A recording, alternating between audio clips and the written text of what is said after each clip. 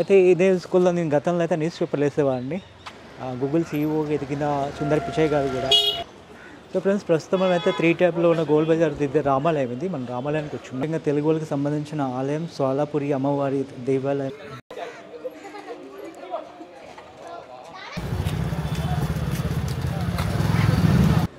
Friends, ప్రస్తుతం మనమైతే girls school దగ్గర ఉన్నాము. ఇది ఒకప్పుడు south eastern railway girls higher సెకండరీగా ఉండాలా.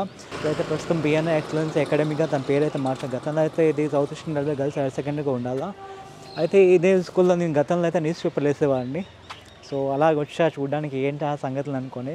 సో పేర్లన్నీ మార్చిస్తారు, ప్రిన్సిపల్ అంతా కూడా వెళ్ళిపోయారు. అయితే అప్పుడు చాలా మన కరపూరే ఇక్కడ సిటీలో ఈ టౌన్లో కరపూర్ టౌన్లో ఈ స్కూల్ అయితే ఒక మంచి పేరు ఉండేది. చాలామంది పోటీ పడేవారు ఇక్కడ జాయినింగ్ కోసం. బట్ ఇక్కడ రైల్వే ఎంప్లాయీస్కి అయితే సీట్ బాగా వచ్చేది. అండ్ ర్యాంకర్స్ ఉంటారు కదా, మెరిట్ స్టూడెంట్కి కూడా ఇక్కడ సబ్సిడీ తోటి చదివించేవారు.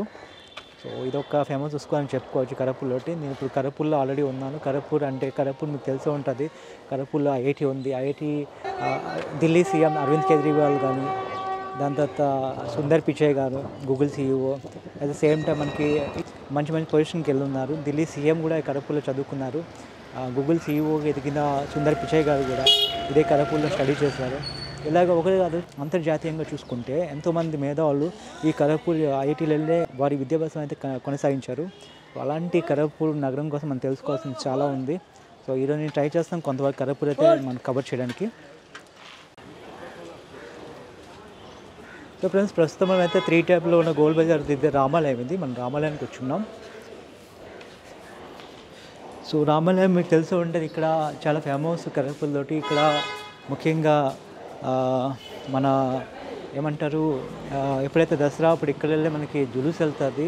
అక్కడ రావణాసుని దహనం చేసినప్పుడు సో ఇక్కడ వెళ్ళే జులుస్ వెళ్ళేసి రావణాసుని దహనం చేస్తారు. చాలా అంటే చాలా ఒక ట్రెడిషనల్గా అయితే తీసుకెళ్తారు ఇక్కడ వెళ్ళి.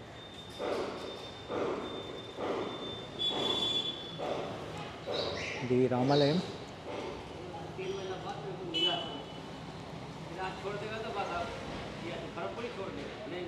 సో ఫ్రెండ్స్, ఇక్కడ కేవలం ఒకటే కాదు, ఇక్కడ ఏమంటే నియర్ బై ఇక్కడ ఎన్ని మ్యారేజ్లో ఉన్నా సరే దాదాపుగా ఇక్కడే ఈ మండపం కూడా ఉన్నది. వాళ్ళు రెంట్కి కూడా ఇస్తారు.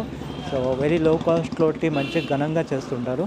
సో ఇది అవుతుంది అదే దీని లోపల అయితే మ్యారేజ్లు అన్నీ చేస్తుంటారు. ఇది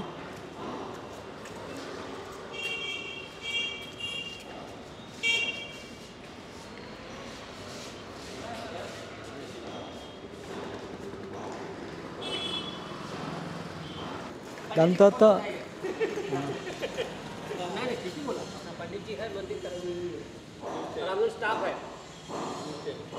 ఈ ఆలయానికి పూజారి అవుతున్నారు అతను. యాక్చువల్లీ ఇక్కడ ట్రెడిషనల్ ఏదైతే మన పూజా పనులు చేస్తారో అతనే చేస్తారు. ఫ్రెండ్స్, ఇక్కడ అందమైన విషయం ఏంటంటే ఇక్కడ మనం బయటికి వెళ్ళినట్టు ఎదురుకు ఒక మస్జిద్ ఉంటుంది. సో రాముని దర్శనం చేసుకొని బయటికి వెళ్తాం, మస్జిద్ ఒకటి కనబడుతుంది మనకి. సో ఎదురుగా మస్జిద్ ఉన్నది. సో అది గ్రేట్ న్యూస్. ఇక్కడ ఏంటంటే యూనిటీగా ఇక్కడ అందరూ కూడా కలిసి ఉంటారు. సమ్ టైమ్స్ అయితే రగులుతాయి కొన్ని జ్వాలలు ఈ ఏరియాలో అంట. ఎదురుగున్నది కదా, ఎదురుగుంది మస్జిద్ ఫ్రెండ్స్. ఈ మధ్యన మనకి ఎదురుంది కాళికాదేవి మందిరం కూడా తగులుతుంది. అది తిన్నగా పోతే గోల్ బజార్ వస్తుంది. అండ్ బ్యాక్ ఇప్పక పోతే మనము గేట్ బజార్ వస్తుంది.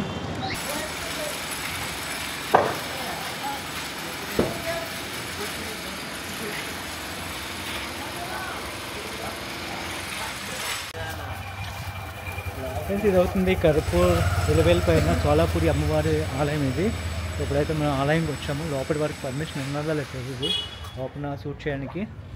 ఒకటి అడుగుదాం, పర్మిషన్ ఇస్తారా లేదా తెలియదు, అది చూద్దాం. మ్యాక్సిమం ఎక్కడ కూడా హిందూ టెంపుల్ ఎక్కడ కూడా ముఖ్యంగా కెమెరాకి అయితే అలౌ చేయరు, అది మనకు తెలిసిందే.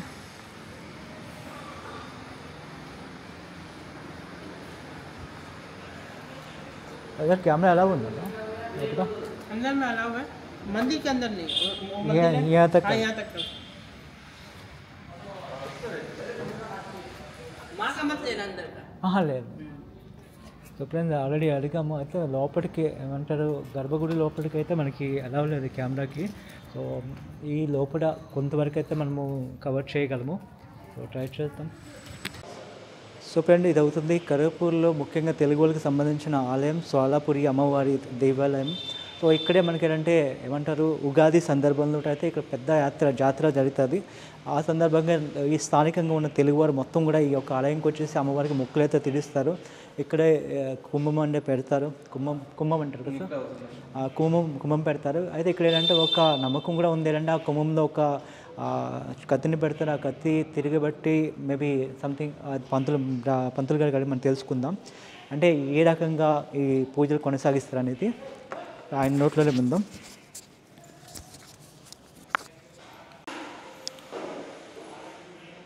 సార్, ఏ రకంగా ప్రతిష్ట అంటే విశిష్టత ఏంటంటే ఆ కుంభం పెడతారు? మన కొత్త అమావాస్య అనేసి మనకి ప్రతి సంవత్సరం వస్తుంది. దానికి కుంభం అంటే అన్నము, కలగూర, శనగలు, పాయసం, బూరెలు, గారెలు, అరిసెలు, పొంగడాలు, ఇవన్నీ బోల్ రకాలు పిండి వంటలు తయారు చేస్తారు. అది అమ్మవారికి చెల్లిస్తారు కొత్త అమావాస్య రోజు. ఆ కత్తి అంటే పోతురాజు అనమాట. ఆ కత్తిని ముందు అక్కడ అమ్మ భోగంలోని పెడతారనమాట. అది కొత్త అమావాస్య రోజు మనకి మెయిన్ ఇంపార్టెంట్. భక్తులుగా వస్తారు అమ్మకి. మనకి కొత్త అమావాస్య అంటే మనకి కొత్త సంవత్సరం అనుకోండి. దానికి అమ్మవారికి పూజలు ఇస్తారు మరి వచ్చి.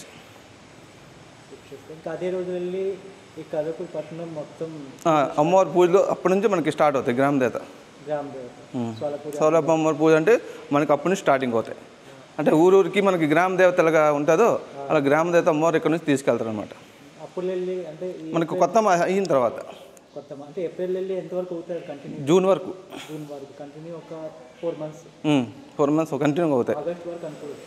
4 months పట్టుకోండి. మిగతా అమ్మగా 4 months అది కంటిన్యూ అవుతుంది. మీరే అన్ని ఏరియాలు అంటే విగ్రహం మీరే స్థాపిస్తామంటే విగ్రహం వెళ్దు ఇక్కడ నుంచి అమ్మవారు తయారు చేసి తీసుకెళ్తారనమాట. ఎలా తయారు చేస్తారు? పశువుతోని. కేవలం పసుపు కలిసి ఉంటుంది. దానికి ఒక బొట్టు ఉంటుంది. బొట్టుతో దాని మీద మన పశువుతో తయారు చేస్తారనమాట చేతితో. ప్రతి చోట ప్రతి ప్లేస్లో కూడా ఎన్ని రోజులు ఉంచుతారు అమ్మ? 9 రోజులు. 9 రోజులు. అవి ఇక్కడ నుంచే వెళ్తాయి. ఈ గుడి నుంచే తీసుకెళ్తారు అన్నీ ఇక్కడ నుంచి. ఇప్పుడు ఉగాది కొత్త మాసం ఏదో ఉంది. ఇప్పుడు ఇక్కడ ఏం చేస్తారు? పూజ అన్న సమారాధన చేస్తారు. అన్న సమారాధన అదే అన్నదానం చేస్తారు. అన్నదానం అవుతుంది. ఎంతమంది వచ్చినా అంతమందికి అన్నదానం చేస్తారు. గ్రాండ్గా చేస్తారు. చాలా బాగా అవుతుంది. సో ఫ్రెండ్స్, ఇది అవుతుంది ఇక్కడ ఆచారం. చాలా ముఖ్యంగా ఆ కుంభంపై ఏదైతే కత్తి పెడతారు కదా, అది దానికి ఏదైనా అంటే ముఖ్య కారణం ఉందా? అంటే దాని తిరుగుతుంది, ఏదో పడుతుంది, అలాగేట్లేదు. పడిపోవడం ఉందా? అంటే వర్షాలు పడతాయి, ఇవన్నీ అలాగేట్లేదు. అది మన పూజకి పోతుంది కత్తి పెడతారనమాట. అక్కడ దానికి మన బంగారం పుస్తులు పెడతారు దానికి. ఫ్రెండ్స్, యాక్చువల్లీ మనం చిన్నప్పుడు అయితే ఇక్కడ వచ్చేసి మన అమ్మ వాళ్ళతోటి ఇక్కడ భోజనం చేసేవాళ్ళం మనము. చాలా సరదాగా ఉండేది. అంటే ఇప్పుడు ఎక్కడైనా అన్నదానం అవుతే వెళ్ళి భోజనం చేస్తాను ముఖ్యంగా. ఎందుకంటే చాలా మంచిగా ఉంటుంది భోజనం అంతా కూడా. తెలుసు కదా ఎక్కడైనా అన్న సమారాధన చేస్తే. సో ఇది అవుతుంది.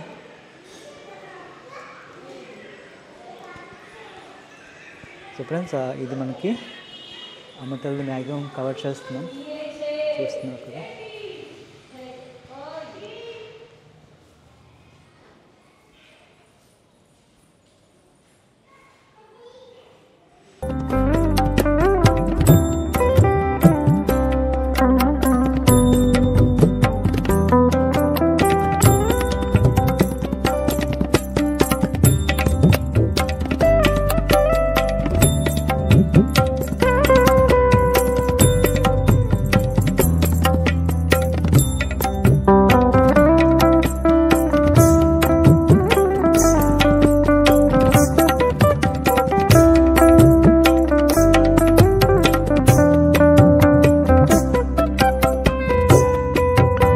దీని లోపల అన్న సమారాధన అయితే చేస్తారు ఫ్రెండ్స్. కొన్ని వేల మంది వస్తారంటే కొద్దిగా కూడా అంటారు కదా, ఏ మాత్రం ప్రసాదం కూడా వేస్ట్ కాకుండా ప్రతి ఒక్కరు కూడా ఈ ప్రసాదాన్ని అయితే స్వీకరిస్తారు.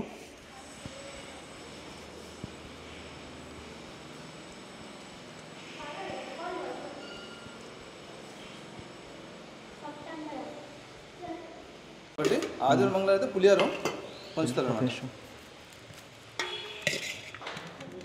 సో ఇక్కడ మన తెలుగు వారి సో మీ అందరూ కూడా అటుకుల ప్రసాదం. అటుకుల ప్రసాదం ఆదివారం మంగళవారం పులిహారం. సో ఇది అవుతుంది. సో అమ్మ తల్లి యొక్క అటుకుల ప్రసాదం ఫ్రెండ్స్. సో మీ అందరూ కూడా తీసుకోవచ్చు హ్యాపీగా. అమ్మ తల్లి బ్లెస్సింగ్ కూడా మీ అందరికీ అందాలని మనసారి కోరుతున్నాం.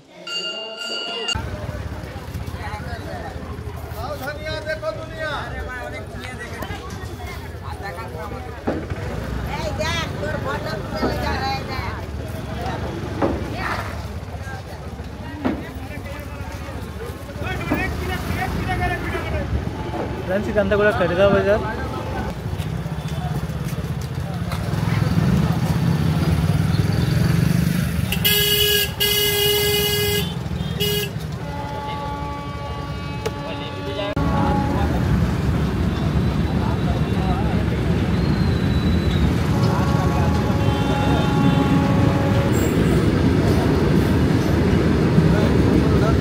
ప్రస్తుతం మనమైతే పద్మ కుక్కర్లో ఉన్నాం ఫ్రెండ్స్. ఇది అవుతుంది సుభాష్పల్లి లోపల ఉంటుంది.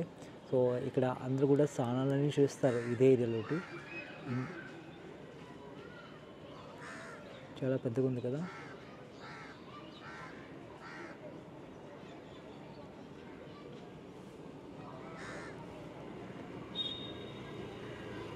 ఇక స్థానికంగా ఏదైనా పూజలు వస్తాయి కదా ఫ్రెండ్స్, నిమజ్జనం చేయడానికి కూడా ఈ యొక్క రివర్ని, ఈ యొక్క చెరువుని అయితే ఉపయోగిస్తారు.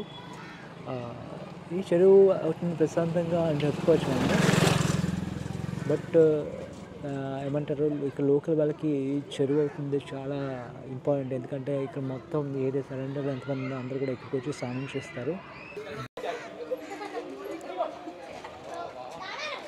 చూడండి, యాక్చువల్లీ మనం చూస్తే అర్థమవుతుందికి ఇది ఎంత ఇంపార్టెంట్. ఇక్కడ వాళ్ళంతా కూడా ఇక్కడికి వచ్చి స్నానం కూడా చేస్తారు.